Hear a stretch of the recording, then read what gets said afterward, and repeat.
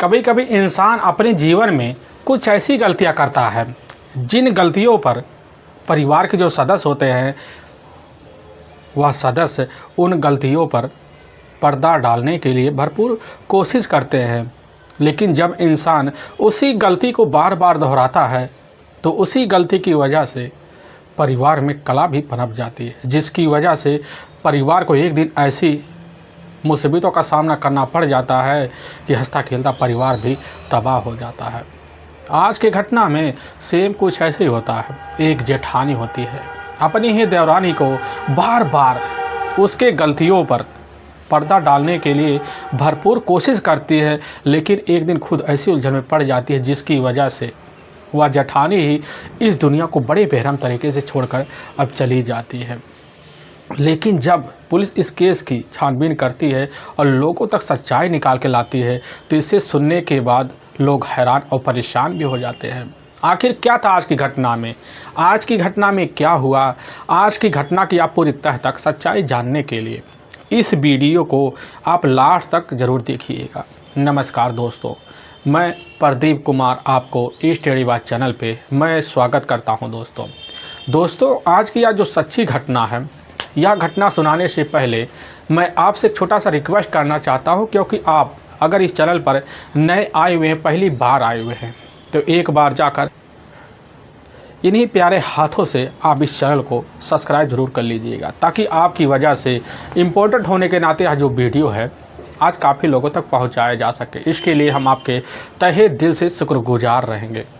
दोस्तों आज की यह जो सच्ची घटना है, यह घटना ठीक उत्तर प्रदेश और उसी का ही एक फिरोजाबाद ज़िला पड़ता है और ठीक उसी में ही एक दरियापुर गांव पड़ता है।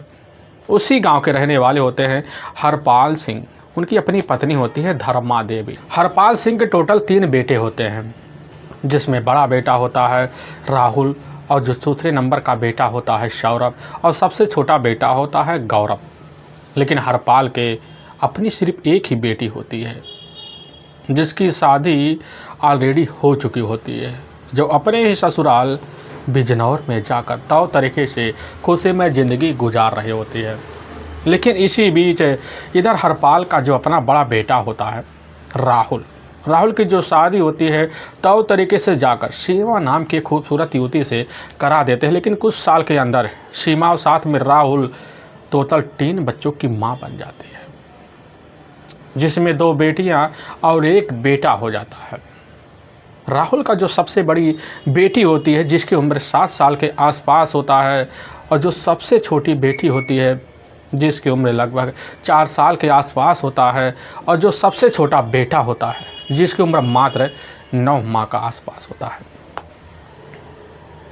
लेकिन राहुल का अपना जो छोटा भाई होता है इधर सौरभ की जो शादी होती है अभी जल्दी तौर तरीके से उसकी अपनी खूबसूरत जो पत्नी होती है सुधा के साथ करवा दिया जाता है। अब घर में एक नवेली बहू आने की वजह से घर की जो रौनक होती है और बढ़ जाती है। अब बढ़ने की वजह से इधर घर में तौर तरीके से जो रिश्ते होते निभाए जाते हैं। हरपाल सिंह के घर में एक ऐसी खुशी आ जाती है जिस खुशी का कोई ठिकाना नहीं होता है। लेकिन तभी मैं बात कर रहा हूँ, ठीक है, अब 14 अक्टूबर साल 2024 का ही तो सुबह का वही अब 9 बजे के आसपास का टाइम होता है। तो उसी वक्त जो होती है उनकी जो अपनी पत्नी होती है इधर धर्मा देवी, ठीक है, एक दिन पहले ही अपनी बेटी के ससुराल कुछ कारणवश चली गई होती है। तो जैसे ही इधर 9 बजे के आसपास का टाइम होता है तो उसी वक्त हरपाल अपने तीनों बेटों को अपने साथ लेते हैं, कहने लग जाते हैं कि चलो खेत में पशुओं के लिए चारा लाया जाए। यह बात बोलकर वहाँ से तो धर्मपाल अब निकल जाते हैं। लेकिन दूसरी तरफ इधर सीमा जो होती है अपनी बड़ी बेटी को तैयार कराकर मौके पर स्कूल भेजवा देती है, और जो दूसरे नंबर की बेटी होती है मौके पर वह बाहर जाकर कुछ बच्चों के साथ खेल खेल रही होती है। लेकिन इधर सीमा अपनी छोटे नवजात बच्चे को अपने गोद में लेकर कुछ सताना दे रही होती, तभी उसका जो अपना बच्चा होता सो जाता है। सोने की वजह से ले जाकर वहीं एक पालंगा होता है उसे में सुला देती है, और तभी उठ खड़ी होती है। उसी वक्त अपनी देवरानी सुधा को आवाज़ लगाती कहने लग जाती है कि हम जा रहे हैं खेत, और जैसे ही इधर छोटा बेटा उठ जाए तो उठने के बाद जो होता है एक बार गीत को दोबारा सहला फुलाकर उसको सुला देना, और बेटी जो होती है बाहर वह खेल रही है। अब सुधा अंदर मौके पर स्नान कर ही रही होती, कहने लग जाती कि ठीक है दीदी आप चले जाइए। यह बात कहकर सीमा मौके पर अपने खेत के लिए अब निकल जाती है। लेकिन जैसे ही कुछ वक्त बीतता तो सीमा घर वापस आ जाती है। और लेकिन दोपहर का जैसे ही 12 बजे के आसपास टाइम होता है तो इसी वक्त हरपाल सिंह अपने तीनों बेटे इधर राहुल और सौरभ गौरव को साथ लेते हैं। फिर जैसे घर के अंदर दाखिल होते देखते हैं तो घर में पूरी तरह से सन्नाटा पहरा हुआ है। उनको कुछ गलत फहमी की भनक भी लग जाती है। तभी उनका जो बड़ा बेटा होता है मौके पर राहुल अब अपनी पत्नी सीमा को आवाज़ लगाता है। आवाज़ लगाते लगाते जैसे ही अपनी चौखट फांदता है तो देखता घर के अंदर इधर सीमा पूरी तरह से मृत अवस्था में, लहूलुहान अवस्था में, खून से लथपथ वहीं पड़ी हुई है। अब राहुल यह हसर देखकर वहीं दहाड़े मारकर चीख चिल्ला पड़ता है। लेकिन सौरभ जब अंदर जाता तो अपनी पत्नी सुधा को भी आवाज़ लगाता। पता चलता एक कमरा बगल में, उसी कमरे में से इज्जत सुधा की बड़ी तेज से कराहने की आवाज़ आती है। अब इधर सौरभ जब आवाज़ सुनता है, सुनने के बाद उसी कमरे में पहुंच जाता है तो देखता है कि सुधा के तो हाथ पैर बंधे हुए और उसके मुंह में कपड़े काफ़ी बुरी तरह से ठुसे गए होते हैं। सौरभ जल्दबाजी में उस कपड़े को निकालता है और अपनी पत्नी के हाथ और पैर को खोलता है। लेकिन उसके चेहरे को देखता तो पता चलता है तो उसके चेहरे की जो आँख होती वह बंद पड़ी है। तुरंत अपने छोटे भाई गौरव से पानी मंगाता। मंगाने के बाद अपनी पत्नी के चेहरे पर बार बार छींटा मारता है। लेकिन सुधा को जैसे होश आता है तो उसी वक्त सुधा का जब चेहरा देखता है इधर सौरभ से स्तन से रह जाता है कि उसका चेहरा पूरी तरह से अब लाल चुका होता है। लेकिन उसी वक्त सुधा जो होती है अपने हाथ को जब खुला देखती तुरंत पानी मांगती है। पानी पीने के बाद सुधा से ही इधर सौरभ पूछने लग जाता आखिर यह सब कैसे हुआ। सुधा वहीं एक लफ्ज़ों में अपने पति सौरभ के सामने कहने लग जाती है कि हम तो अपनी दीदी यानी कि सीमा के साथ अपने ही कमरे में अपने छोटे भतीजे के साथ मस्त थे। लेकिन अचानक कमरे में 4 लोग आते हैं और चारों लोग जो होते हैं उसी वक्त आकर जो सामने अलमारी रखा हुआ था उसी पर टूट पड़ते हैं। लेकिन दीदी जैसे ही अब देखती है तो उसी के पास जाती है और जाने के बाद उनसे झगड़े तकरार करती है। इतने झगड़ा तकरार करती है कि उसी में से एक व्यक्ति होता है उनके ऊपर एक किसी तेज धार हथियार से बार बार वार कर देता है। चीखती लेकिन हम भी पास जाते हैं, हमें पकड़कर तुरंत ही हमारे कूल्हे पर एक कोई इंजेक्शन लगा देते हैं जिसकी वजह से हमें काफ़ी गहरी नींद आ जाती है और हमें ले जाकर एक कमरे में हमारे हाथ पैर बांध कर वहीं दम कर दे। लेकिन कुछ वक्त बाद इतनी गहरी नींद हमें कुछ पता नहीं चलता आगे क्या हुआ था। यह बात जैसे सौरभ सुनता है, सुनने के बाद दंग से रह जाता है। लेकिन देखता है सुधा का जो चेहरा और जो आँख है पूरी तरह से बंद हो चुका। वह समझ जाता कि दोबारा बेहोश हो चुकी है। उसी वक्त इधर सौरभ जो था अपनी पत्नी को साथ लेता है और लेने के बाद अपने ही पास एक नर्सिंग होम होता है उसी में लेकर सुधा के इलाज के लिए पहुंच जाता है। दूसरी तरफ इसकी जो सूचना होता है किसी व्यक्ति के द्वारा काट पुलिस थाने में दे दिया जाता है। अब वहाँ के SHO साहब जो होते हैं वीरेंद्र सिंह, अब जैसे ही विजेंद्र सिंह खबर पाते हैं उसी समय अपने दल बल टीम को लेते हैं और लेने के बाद बिना टाइम गंवाए घटनास्थल पर जब पहुंचते हैं तो सौरभ के घर में घुस जाते हैं। तो सौरभ के घर में इधर पूरी तरह से कमरे का निरीक्षण करते हैं, देखते हैं जो फर्श होता है पूरी तरह से खून से लथपथ होता है। पुलिस की टीम जो होती है घटनास्थल पर ही इधर गौरव से ही पूछताछ शुरू कर देते तो गौरव कहने लग जाता कि साहब हम तो अपने पिता के साथ अपने खेतों में अपने भाइयों सहित चारा लेने के लिए गए हुए थे। लेकिन साहब 2 घंटे बाद जब लौटते हैं तो कमरे के अंदर दाखिल होते हैं। साहब जो नज़ारा देखते ना यह देखने लायक बनता नहीं है। थाना इंस्पेक्टर जो होते हैं यह भी बात सुनते, सुनने के बाद वह भी दंग सा रह जाते हैं। पुलिस की जो टीम होती है अब घटनास्थल पर तौर तरीके से निरीक्षण करती है। निरीक्षण करने के बाद वहीं सीमा का डेड बॉडी जो होता है उसके करीब जाती है। पुलिस की टीम जब निरीक्षण करने लग जाती है तो देखती है कि सीमा के शरीर पर किसी तेज धार हथियार से कई बार वार किए गए होते। काफ़ी सारे जो ब्लड थे ज़मीन पर जमे पड़े होते हैं। तभी कुछ ही मिनट बीतता वहाँ पर फोरेंसिक टीम भी आ जाती है और खोजी कुतिया भी आ जाती है। आने के बाद डॉस्कट की टीम जो होती है अपना कार्य करना शुरू कर देती है। लेकिन खोजी कुतिया जो होती है सीमा के डेड बॉडी को कई बार चक्कर मारती है और मारने के बाद दूसरे कमरे में जाती फिर वापस आती आकर वहीं खड़ी हो जाती है। थाना इंस्पेक्टर जो होते हैं घटना स्थल का जब निरीक्षण करते हैं तो तरीके से अपनी निगाह को भी दौड़ाते हैं। दौड़ाने के बाद इधर पुलिस की जो टीम होती है अब राहुल से पूछताछ करती है। लेकिन जब पूछताछ करती है तो करने के बाद पुलिस के सामने वही बात जो होता है जो अपनी पत्नी से सुना था, वही बात इधर सौरभ अब पुलिस के सामने दोहरा देता, कहने लग जाता कि साहब 4 खूंखार अपराधी हमारे घर में घुसे हुए थे सिर्फ लूट के इरादे से।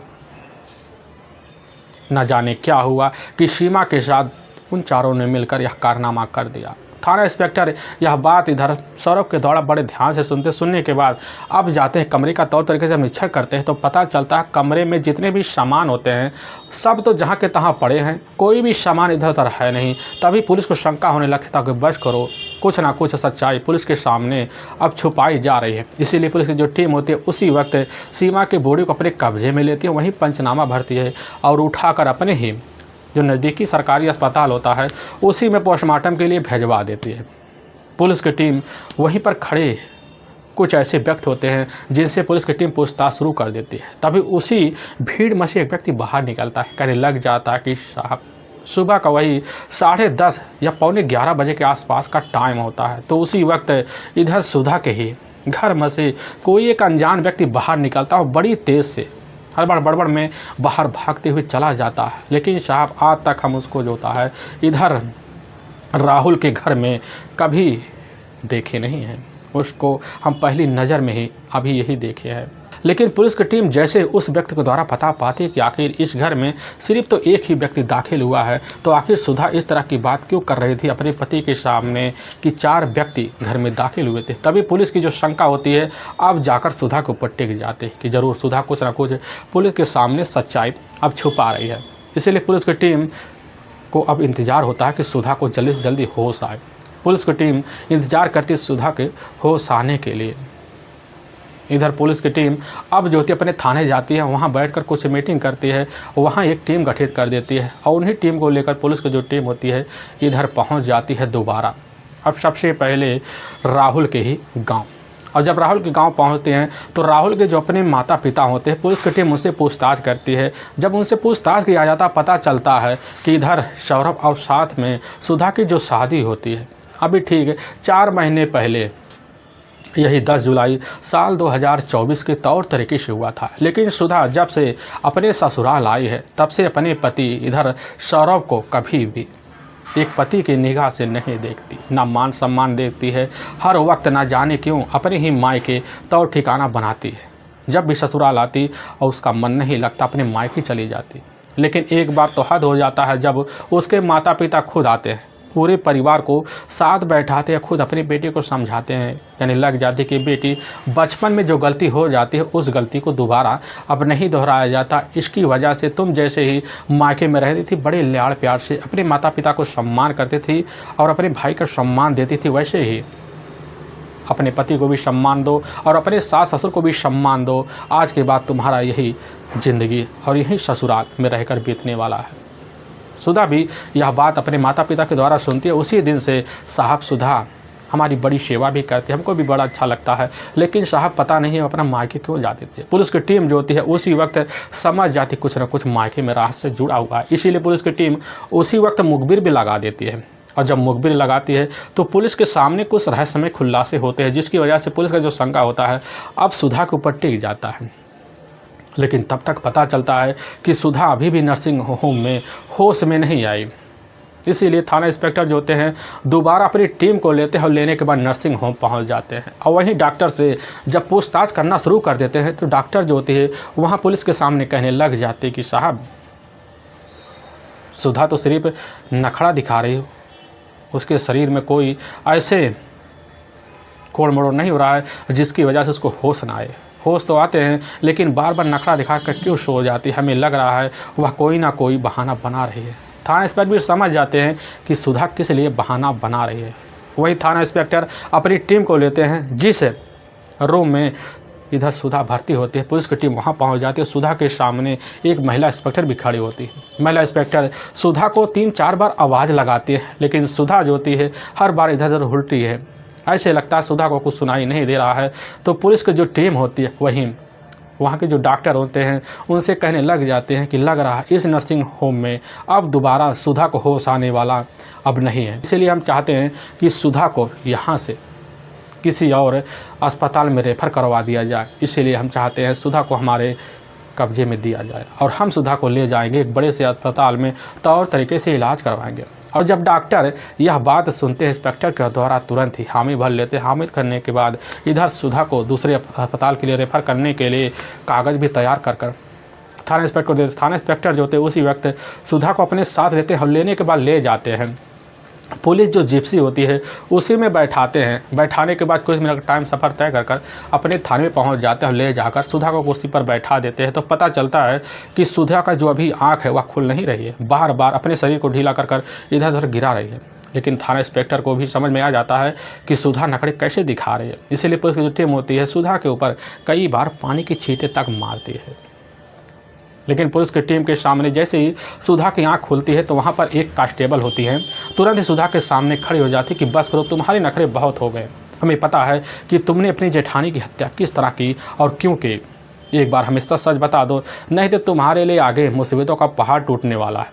अगर हम अपने तरीके से उगलवाएंगे तो समझ लो ज़िंदगी भर तुम जेल में चक्की पीसोगे। यह बात जब सुनती है तो सुधा की जो आँख होती बड़ी तेज़ी से तर्रा के खुल जाती। सुधा कहने लग जाती है, साहब आज सुबह हम तो अपने जेठानी के साथ अपने ही कमरे में थे, लेकिन उसी वक्त 4 अनजान व्यक्ति घर में घुसते एकाएक हमारी जेठानी के ऊपर हमला कर देते हैं और हमारे ऊपर इंजेक्शन से वार कर, जिसकी वजह से कुछ देर बाद हम बेहोश हो जाते हैं, ले जाकर कमरे में बंद कर देते हैं। वहीं पर इंस्पेक्टर सर भी होते, कहने लग जाते कि हमें पता है तुम्हारे घर में कितने लोग घुसे थे, हमें सारी बात पता है। एक बात हमें ढंग से बता दो, नहीं तुम्हारे लिए आगे मुसीबतों का पहाड़ टूटने वाला है, क्योंकि पता चल गया तुम्हारे घर में सिर्फ एक व्यक्ति घुसा था, वह व्यक्ति कौन हो सकता। और जैसे ही यह बात थाना इंस्पेक्टर के द्वारा सुनने के बाद सुधा चौंक जाती है और वहीं आकर महिला कांस्टेबल की पैर पकड़ लेते, कहने लग जाती हैं कि साहब क्या करें, अपनी ज़िंदगी जीने के लिए अपना रास्ता बस खोज रहे थे, एक गलती हो गई। लेकिन पुलिस के सामने उसी वक्त सुधा जो होती है अपने जेठानी इधर सीमा की हत्या का राज खोलने के लिए सबसे पहले खुद अपने प्रेमी, अपने ही मायके का रहने वाला अब नीटू का नाम ले लेती है। लेकिन पुलिस के सामने जैसे नीटू का नाम लेती है, लेने के बाद पुलिस की टीम जाती है नीटू को अपने कस्टडी में लेने के लिए। वहाँ पहुँचती है और नीटू को अपने कस्टडी में लेकर इधर थाने पहुँच जाती है। और पहुँचने के बाद पुलिस की टीम इधर सीमा और साथ में नीटू से जब पूछताछ शुरू कर देती है, लेकिन पुलिस के सामने जो सच्चाई जो कहानी बयां करते सुनने के बाद पुलिस का जो कलेजा होता है वह थर्रास आ जाता है। असल में उत्तर प्रदेश का ही जाना माना शहर पड़ता है बिजनौर, उसी का ही एक भगवतपुर रैनी गाँव पड़ता है। उसी गाँव के रहने वाले होते हैं राम कुमार। उनकी अपनी बेटी होती है सुधा। सुधा अपने ही पास एक कॉलेज होता है, उसी में जब पढ़ाई कर रही होती है तो उसी के ही गांव के दूसरे छोर का रहने वाला एक खूबसूरत नौजवान युवक होता है नीटू। और नीटू को जो मुलाकात जो होता है इधर जाकर कॉलेज में पढ़ाई करते वक्त जाकर इधर सुधा से हो जाता है। और सुधा से होने के बाद दोनों के बीच प्रेम प्रसंग जारी हो जाता है। और प्रेम प्रसंग जारी होता है तो इनके बीच रिश्ते भी पनप जाते हैं। और रिश्ते पनपने के बाद हर बार अपने रिश्ते को अंजाम देने के लिए सुधा और साथ में नीटू कोई ना कोई तोड़ मरोड़ निकालने लग जाते हैं। और जब निकालने लग जाते हैं उसी वक्त दोनों शादी का फैसला तक ले लेते हैं। लेकिन जब इसकी जानकारी इधर जाकर सुधा के पिता को लगता है तो सन सर आ जाता। पता चलता है इधर नीटू जो होता है या तो हमारे से काफ़ी अलग बिरादरी का है, इसीलिए हमारी जो बेटी है उसकी शादी अब कतई नीटू से हो नहीं सकता। अब इसी कारणवश अब जाकर अपनी बेटी सुधा पर पहरा लगा, जिसकी वजह से उनकी बेटी अपने पिता के ही अंदर दबाव में आ जाती है और शादी करने के लिए वह कतई अब दोबारा सोच भी नहीं सकती थी।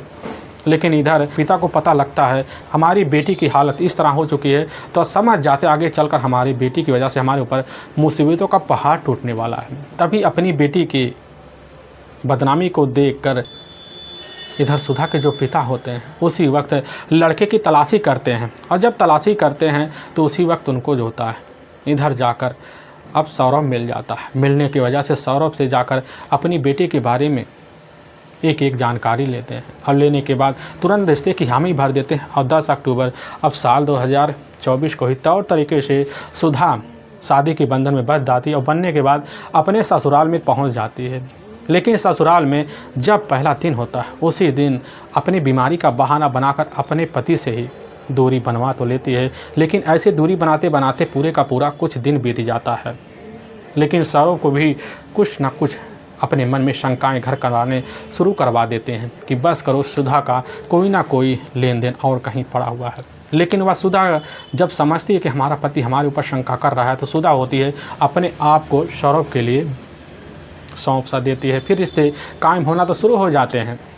लेकिन सुधा जो होती है इधर सौरभ के सुख को पाकर तब भी कभी अपने प्रेमी नीटू को नहीं भूल पाती। जब भी मौका पाती तो फ़ोन के द्वारा नीटू से बात कर लिया करती थी और अपने सारे गिले शिकवे दूर कर लिया करती थी।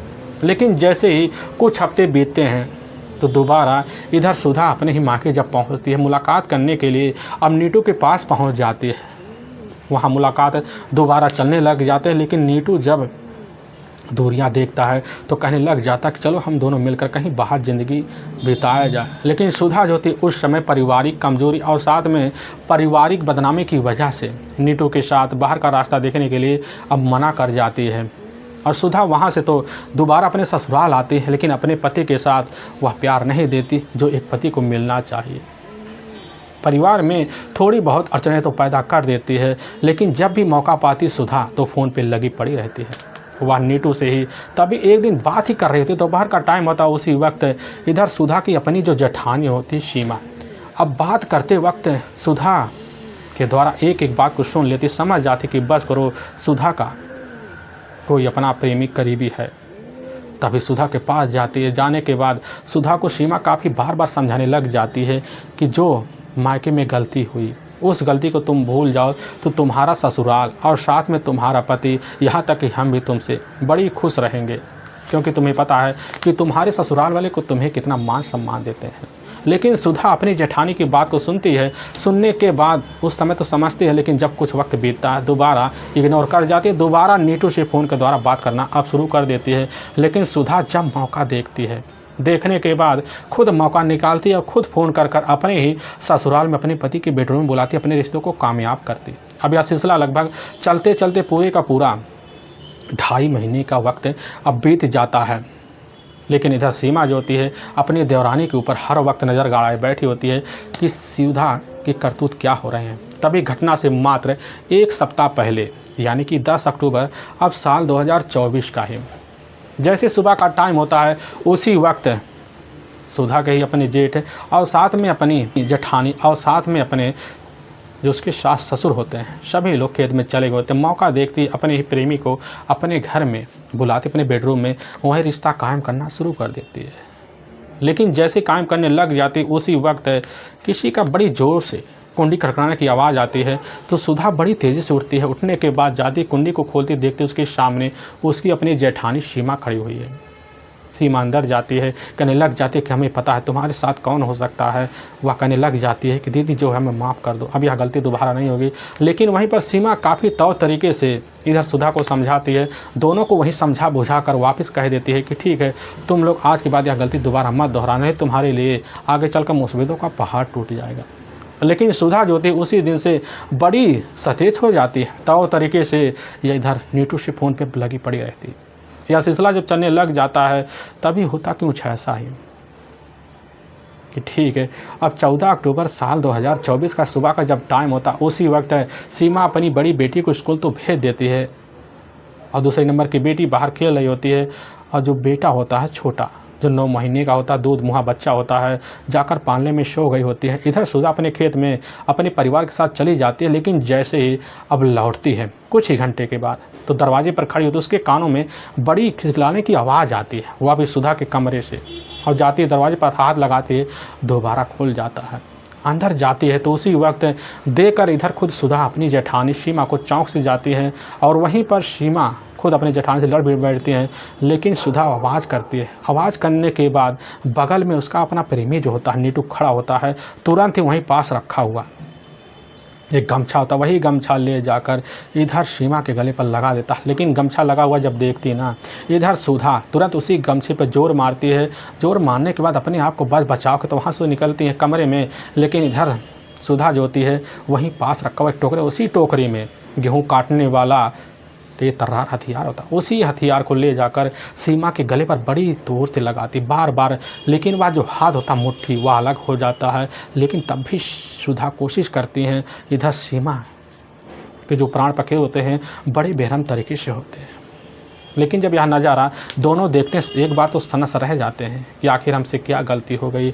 लेकिन उधर सुधा और नीटू दोनों मिलकर इस प्लान को एक सीधा साधा प्लान में बदलने के लिए लग जाते हैं। इधर सुधा को ले जाकर नीटू जाता दूसरे कमरे में हाथ पैर बांधकर मुंह में एक कपड़ा ठूस कर वहीं बंद कर देता। फिर बाहर निकलता, अपने हाथ पैर धोकर तुरंत ही मौके से वहाँ से फरार हो जाता। लेकिन जैसे पूरे परिवार वाले घर आते हैं, देख कर नज़ारा दंग से रह जाते हैं। लेकिन वाकई में दोस्तों, पुलिस के सामने जब यह सच्चाई जो होता है खुद सुधा और साथ में उसके प्रेमी नीटू के द्वारा आता, पुलिस की जो टीम होती है एकदम सन्न से रह जाती है। और पुलिस की टीम इधर सुधा और साथ में नीटू को अपने कस्टडी में ले जाकर वहाँ के मजिस्ट्रेट्स के सामने पेश कर देती है। पेश करने के बाद दोनों के ऊपर काफ़ी गंभीर धारा मुकदमा दर्ज करके ले जाकर एक लंबी सज़ा के लिए डाल दिया जाता है। दोस्तों, हमें इस घटना का सुनाने का जो उद्देश्य है किसी के दिल को ठेस पहुंचाना नहीं है, बल्कि आपको यह बताना है कि आप चाहे जहां भी रहें, आप सावधान और सतर्क जरूर रहें। दोस्तों फिर मिलेंगे एक नई वीडियो के साथ। तब तक के लिए जय हिंद और जय भारत।